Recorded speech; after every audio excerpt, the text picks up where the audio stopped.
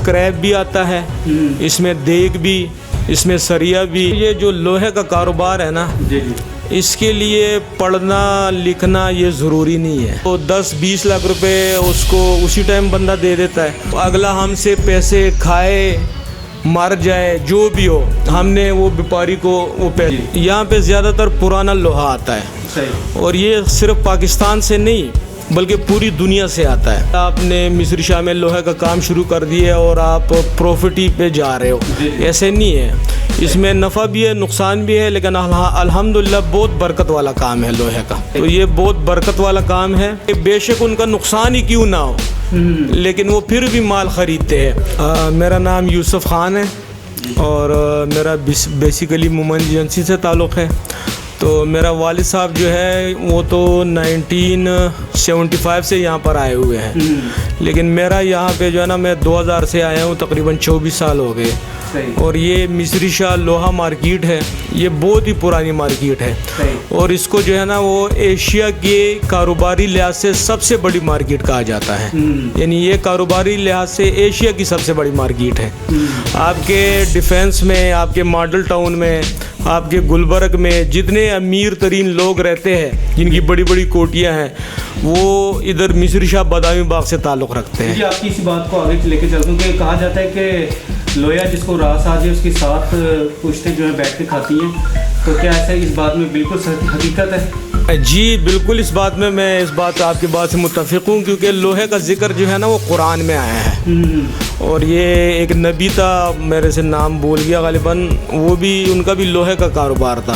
تو یہ بہت برکت والا کام ہے، اور دوسری یہ بات ہے کہ کاروبار جو بھی ہو، نفع نقصان تو آپ کو پتہ ہے کہ اللہ کے ہاتھ میں ہے۔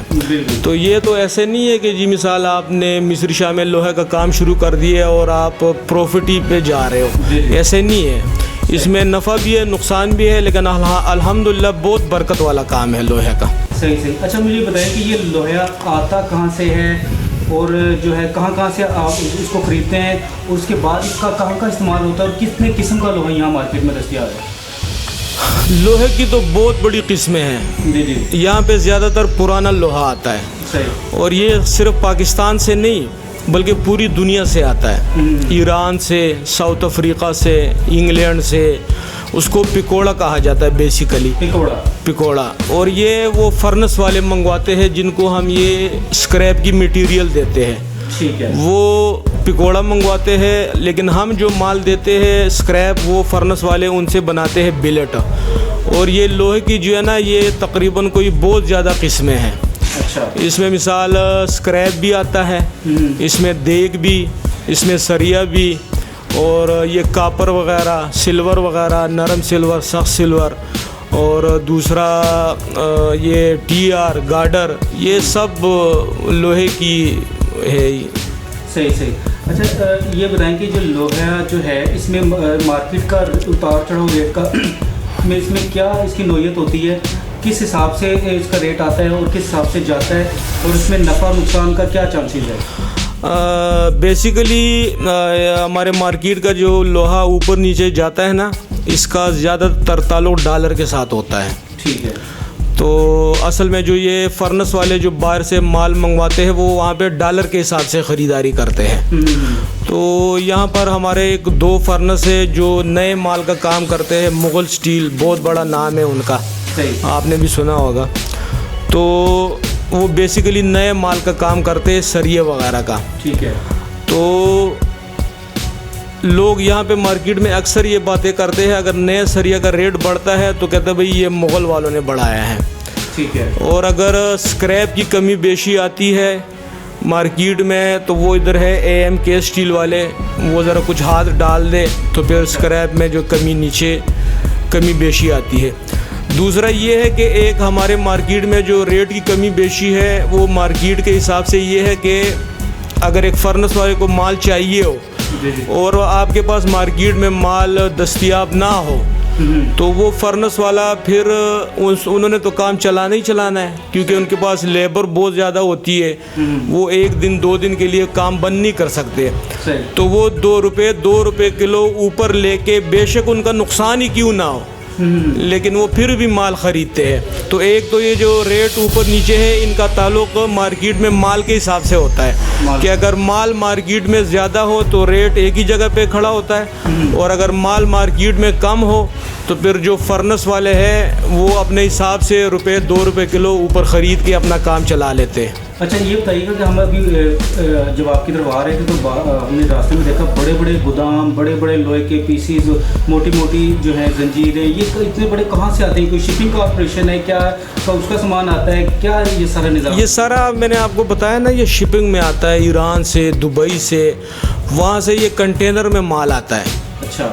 اور کنٹینر وہ پہلے آتا ہے کراچی پورٹ پہ, وہاں سے پھر یہ ایکسائز ڈیوٹیاں وغیرہ اور کسٹم وغیرہ کے ساتھ سب کچھ کلیئر کر کے پھر وہاں سے کنٹینر لوڈ ہوتے ہیں لاہور کے لیے, اور پھر وہاں سے لاہور سے چلتے اور پھر یہاں لاہور میں آ کے یہاں پہ ہزاروں کے حساب سے گودام ہے, کسی کے اپنے ہیں, کسی نے رینٹ پہ لیے ہوئے ہیں, تو وہ پھر بیپاری جو ہے وہ یہاں پہ آ کے مال پھینک دیتے ہیں.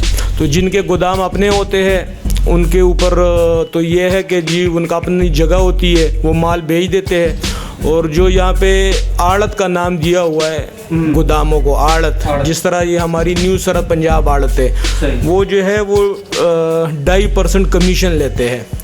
یعنی ایک بندہ اگر میرے پاس مال لے کر آتا ہے تو اگر وہ ₹1,00,000 کا مال لے کر آتا ہے تو ₹2,500 اس میں ہماری کمیشن ہوتی ہے.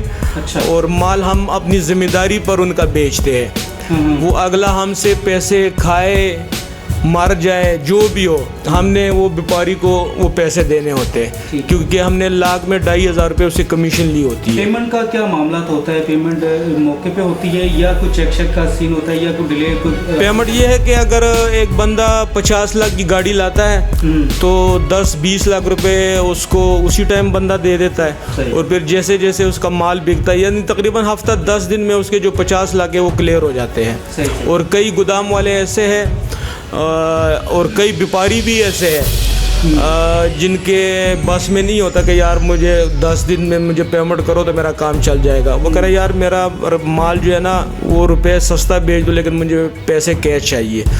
تو وہ پھر ایسے بھی لوگ ہیں یہاں پہ کہ جی 50 لاکھ روپے وہ ان سے مال خریدتے تو آن دی اسپاٹ اس کو 50 لاکھ روپے پکڑا دیتے. اچھا خان صاحب ایک بات بتائیے گا, ماشاء اللہ آپ نے جیسے بتایا کہ بڑا اچھا کاروبار ہے لوہے کا اور اس میں جو ہے نقصان کے چانسز بہت کم ہے. ایک عام انسان, ایک عام پڑھا لکھا انسان اگر اس کاروبار کو کرنا چاہتا ہے تو اس کو آپ کیا مشورہ دیں گے؟ وہ کس طرح کرے, کیا طریقہ کار اور کتنی انویسٹمنٹ درکار ہے اس کے لیے؟ سب سے پہلے تو یہ جو لوہے کا کاروبار ہے نا, اس کے لیے پڑھنا لکھنا یہ ضروری نہیں ہے. اچھا. اس کے لیے ایک ایکسپیرینس ہونا چاہیے اور دوسرا آپ کے پاس پیسہ ہونا چاہیے. کتنا پیسہ منیمم کتنی؟ کم از کم 20 سے 25 کروڑ روپے. 20 سے 25 کروڑ یہ عام انسان, عام آدمی کہاں سے لے کے آئے گا؟ مجھے یہ تو پہلے بتائیے. تو آپ نے بزنس مین والی بات کر دی. تو عام آدمی کے لیے یہ ہے کہ جیسے میں نے سے ہٹ کے کام کرنا چاہ رہے ہیں, جیسے میں نے آپ کو بتایا نا کہ اگر آپ یہ جو آڑتی حضراتوں کی میں بات کر رہا ہوں نا, یہ سب 20 سے 25 کروڑ روپے سے کام کر رہے ہیں. لیکن یہ ضروری نہیں ہے کہ مثال اگر وہ 20-25 کروڑ سے کام کر رہے ہیں تو وہ 30-40 لاکھ روپے منتھلی بھی کما رہے ہیں. تو یہ ایسا بالکل بھی نہیں ہے کہ ہر بندہ جو ہے نا وہ 20-25 کروڑ اس کو لازمی اس مارکیٹ میں انویسٹ کرنا ہوگا, ایسے نہیں ہے. آپ 5 کروڑ سے بھی کام کر سکتے ہیں, آپ 1 کروڑ سے بھی کام کر سکتے ہیں, آپ 2 کروڑ سے بھی کام کر سکتے ہیں. تو مطلب یہ ہے کہ آپ کے پاس جتنا پیسہ ہوگا آپ کی انکمنگ اتنی زیادہ ہوگی.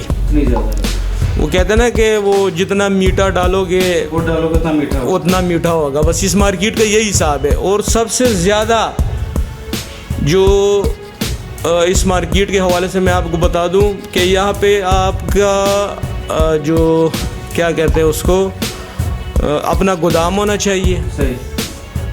تو پھر اگر آپ کے پاس پیسہ نہ بھی ہو تو الحمدللہ لوگ آپ کے اوپر کروڑوں روپے کا بھروسہ کرتے ہیں. آپ کو کروڑوں روپے کا مال دیتے ہیں اور پھر آپ اس کو تھوڑا تھوڑا کر کے دیتے جاؤ. اچھا مارکیٹ کے حوالے سے بتائیے گا, ماشاء اللہ بہت بڑی مارکیٹ ہے, ظاہر سی بات ہے اتنا بڑا کام ہوتا ہے, یہاں کے مسائل بھی کچھ ہوں گے, اس حوالے سے ذرا بتائیے گا کہ یہاں پہ کیا مسائل ہیں, کیا آپ لوگوں کے بنیادی آپ جو سمجھتے ہیں کہ ان کو حل ہونا لازمی ہے، اور کیا یہاں مارکیٹ کے صدر صاحب کا کیا کردار ہے اس حوالے سے؟ الحمدللہ ہمارے مارکیٹ میں تو پہلے بہت زیادہ مسائل ہوتے تھے. یہاں پہ ہماری سڑکیں جو ہے نا وہ پختہ نہیں تھی، اور جب بارش ہوتی تھی تو 4-5 دن پانی کھڑا رہتا تھا، اور گاڑیاں جگہ بجگہ کھڑی ہوتی تھی، اور ٹریفک اتنی ہوتی تھی کہ میں آپ کو بتا نہیں سکتا. کوئی موٹر سائیکل سے بھی، گاڑی تو دور کی بات ہے، موٹر سائیکل سے بھی کوئی نہیں گزر سکتا تھا. لیکن الحمدللہ جب سے ہمارے صدر صاحب آئے، چودھری عمر صدیق صاحب، تو ماشاءاللہ بڑی جانی پہچانا نام ہے اس کا، چودھری عمر صدیق صاحب کا. تو اس کے بعد مسائل میں بہت حد تک کمی آنے شروع ہو گئی ہے. اس نے پھر الحمدللہ مارکیٹ میں یہ رش کی کمی کے لیے سیکورٹی فراہم کی ہمیں. تو جگہ جگہ پر شاید آپ نے بھی دیکھی ہوگی، بلیک کپڑوں میں وہ سیکورٹی والے ہوتے ہیں، جہاں پہ تھوڑا سا رش ہوتا ہے وہ اس کو ہینڈل کر لیتے ہیں. تو الحمدللہ جب سے چودھری عمر صدیق آیا ہے تو مارکیٹ کے مسائل میں بہت حد تک کمی آئی ہے.